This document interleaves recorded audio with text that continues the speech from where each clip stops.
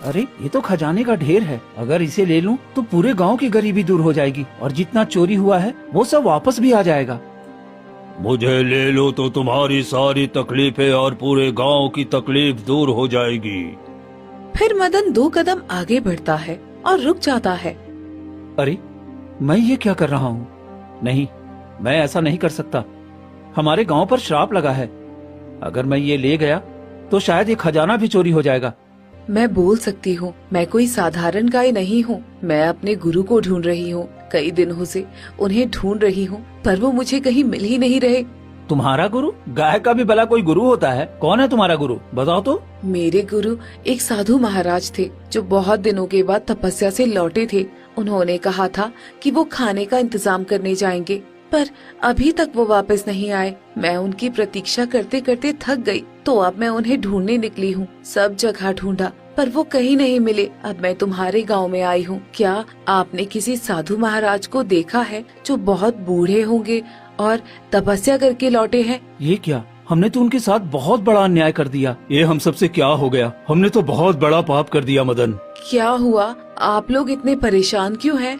हम सबको माफ कर दो। हमने गुरु महाराज को चोर समझकर उन्हें पेड़ से बांध दिया और वो कई दिनों तक हम सबसे विनती करते रहे, पर हमने उनकी बातों पर विश्वास नहीं किया और वो वहीं पर दम तोड़ दिए। हमने उन्हें गांव के बाहर मिट्टी के नीचे दफन कर दिया और उनका दिया हुआ श्राप हमारे गांव पर लग गया और आए दिन चोरी लगातार बढ़ती जा रही है। हमसे बड़ी गलती हो गई, हमें माफ कर दो। तुम लोगों ने ये क्या कर दिया? इतना बड़ा पाप किया तुम लोगों ने। मेरे गुरु को जान से मार दिया। मैं तुम लोगों को कभी माफ नहीं करूंगी। हम सब अपनी गलती की सजा भुगत रहे हैं, बस किसी तरह बता दो ये श्राप हमारे गांव से कैसे हटेगा। देखो सभी भूखे प्यासे तरस रहे हैं, एक दाना तक घर में नहीं है। हम लोग कई जगह भटक रहे हैं। मैं ये रास्ता नहीं बता सकती, मेरे गुरु ही बता सकते हैं कि उनका श्राप कैसे टूटेगा। पर वो तो अब इस दुनिया में नहीं है, वो कैसे बताएंगे?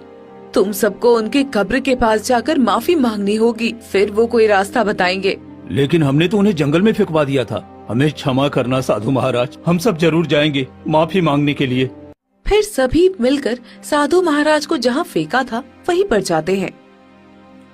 साधु महाराज हमें माफ कर दीजिए, हमने आपकी बातों पर यकीन नहीं किया और हम सब इतनी बड़ी भूल कर बैठे। हम आपसे माफी चाहते हैं, आप हमारे गांव पर से ये श्राप हटा दीजिए, हम सब पर रहम करिए। हाँ साधु महाराज, हम सब पर रहम करिए, हमें माफ कर दीजिए। हमारे छोटे छोटे बच्चे भूखे हैं, हम पे रहम कीजिए।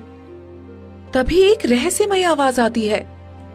तुम सबने चोरी के लिए हद पार की है, तुम सबको इसी श्राप से जूझना पड़ेगा। चोरी किसी और ने किया और तुमने मुझ जैसे बेगुनाह को मौत की सजा दी।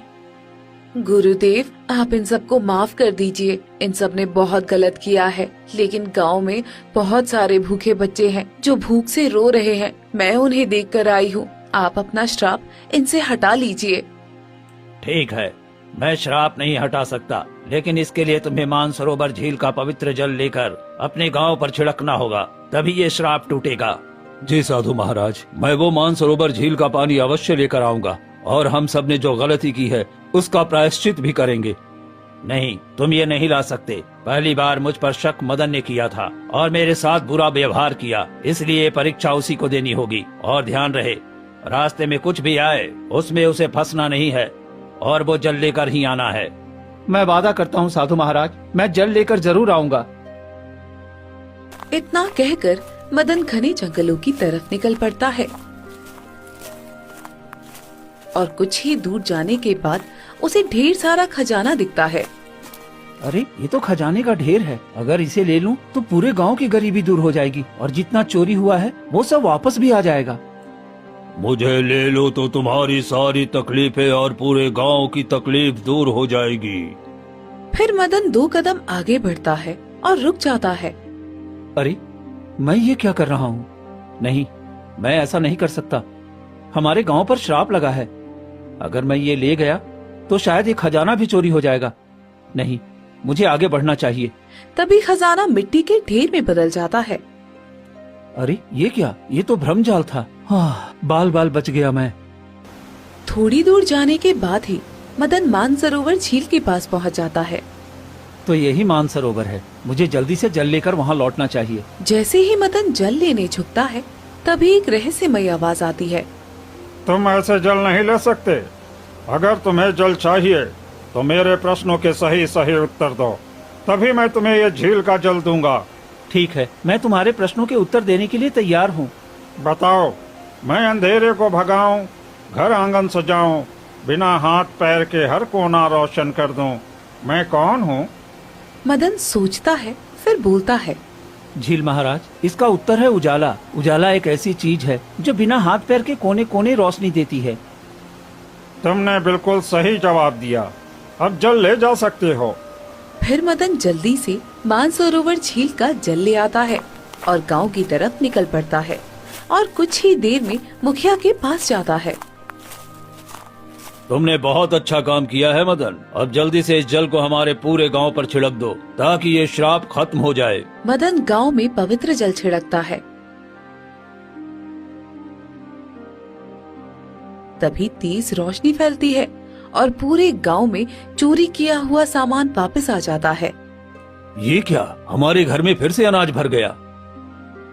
देखो, सबके दरवाजे पर अनाज वापस आ गया है। हाँ मुखिया जी, हमने बहुत बड़ी गलती की थी साधु महाराज जी के साथ। हमें इसका प्रायश्चित करना चाहिए। हाँ, तुम ठीक कहते हो मदन। जहाँ हमने साधु को लावारिस की तरह फेंका था, वहाँ पर हम एक मंदिर बना देंगे ताकि हम उनकी पूजा कर सकें।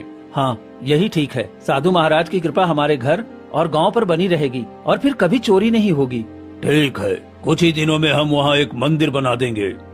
और उस दिन के बाद से गांव में चोरी होना बंद हो जाता है और मुखिया और गांव वाले मिलकर साधु महाराज के लिए एक खूब सुंदर सा मंदिर बना देते हैं और सुबह शाम वहां दीपक जलाकर साधु महाराज की पूजा करने लगते हैं। और इस तरह पूरा गांव खुशी पूर्वक रहने लगता है।